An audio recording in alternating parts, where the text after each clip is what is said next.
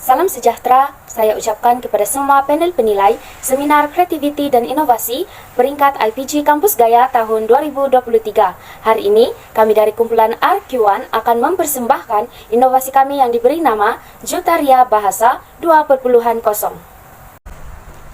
Ahli kumpulan inovasi ini terdiri daripada seorang pencara pembimbing, yaitu Tuan Haji Rafai bin Haji Musleh, dan 3 orang pelajar, yaitu Muhammad Azwan bin Reji, Rezi Eliana Robin, dan Syahikmah binti Sili.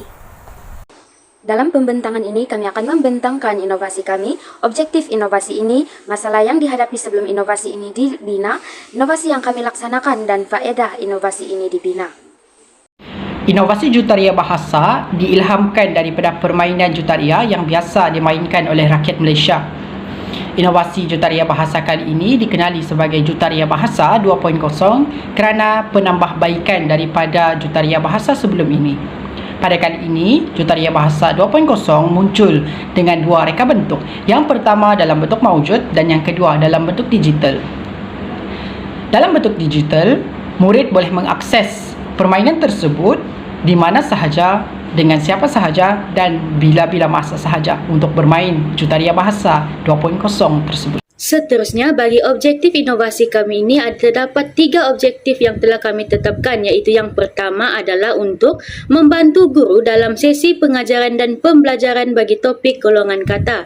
Objektif yang kedua adalah untuk meningkatkan kefahaman murid mengenai topik golongan kata ini. Dan objektif inovasi kami yang ketiga ialah untuk menambahkan keseronokan dan minat murid dalam mempelajari topik tata bahasa ini.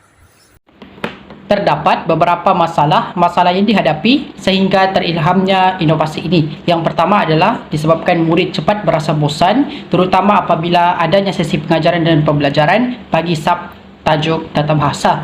Yang seterusnya adalah disebabkan bahan inovasi yang kurang dinamik dan juga kurang fleksibel terhadap sesuatu sesi pengajaran.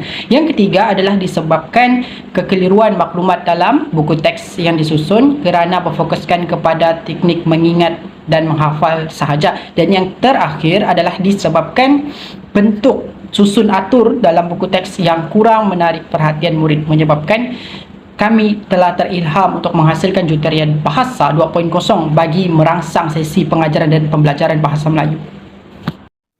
Baiklah, seterusnya kita masuk kepada inovasi yang dilaksanakan. Apa inovasi yang kami laksanakan? Iaitu inovasi Jutaria Bahasa 2.0 ini merupakan inovasi yang sangat fleksibel. Hal ini demikian kerana bahan ini boleh diubah sesuai mengikut topik tata bahasa yang ingin diajar, mengikut dokumen standard kurikulum dan pentaksiran bahasa Melayu. Misalnya boleh digunakan untuk mengajar kata nama, kata kerja, kata tugas maupun kata adjektif.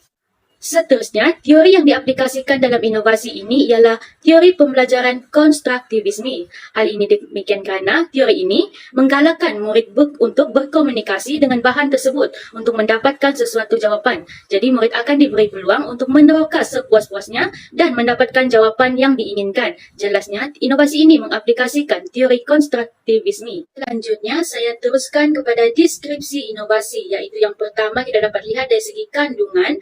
Permainan Jutaria Bahasa ini memfokuskan kepada topik pengajaran 5.0 iaitu tata bahasa dalam aspek golongan kata.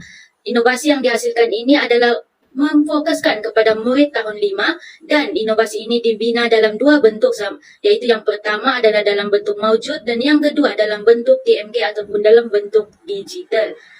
Inovasi ini boleh melibatkan 3 strategi, iaitu yang pertama adalah berpusatkan murid, kedua berpusatkan guru dan berpusatkan bahan. Ketiga strategi ini boleh digunakan dan boleh diaplikasikan jika menggunakan bahan inovasi yang telah dihasilkan. Seterusnya dari segi keluaran pula adalah inovasi yang kami hasilkan ini adalah diilhamkan daripada sebuah permainan maujud yang popular dan biasa dimainkan oleh rakyat Malaysia pada waktu lapang yang dinamakan sebagai permainan Jutaria. Permainan tersebut adalah untuk mengumpulkan sebanyak mungkin aset dan harta bagi menentukan siapa pemenang yang terakhir, dan pemenang terakhir akan disebut sebagai jutawan. Tujuan utama permainan Jutaria Bahasa ini masih mengekalkan konsep yang sama dengan Jutaria yang asal, iaitu mengumpul sebanyak aset dan harta. Namun harta dalam permainan ini hanya boleh diperolehi apabila pemain berjaya menjawab soalan yang diberikan dalam tapak tersebut. pemain berjaya menjawab soalan yang disediakan dalam tapak tersebut, maka tapak tersebut akan menjadi harta bagi mereka. Jadi sesiapa yang mengumpulkan paling banyak tapak dan mengumpul harta yang banyak akan dikira sebagai jutawan dan pemenang di akhir permainan tersebut. Itulah hasil daripada inovasi yang telah kami laksanakan. Seterusnya kita beralih kepada faedah inovasi yang telah kami bina ini. Faedah yang pertama ialah inovasi ini mampu mengatasi masalah pembelajaran khususnya dalam subjek bahasa Melayu dalam tajuk golongan kata. Faedah yang kedua, inovasi ini mampu menarik perhatian murid dari segi grafik, gambar maupun reka bentuknya.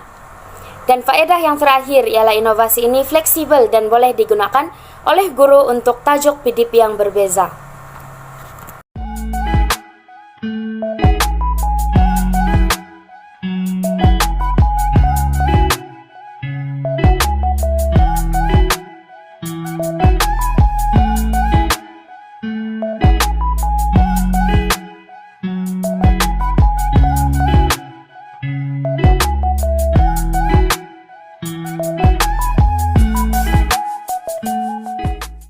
Sekian sahaja pembentangan inovasi kami pada hari ini dan kami akhiri dengan ucapan sekian dan terima kasih.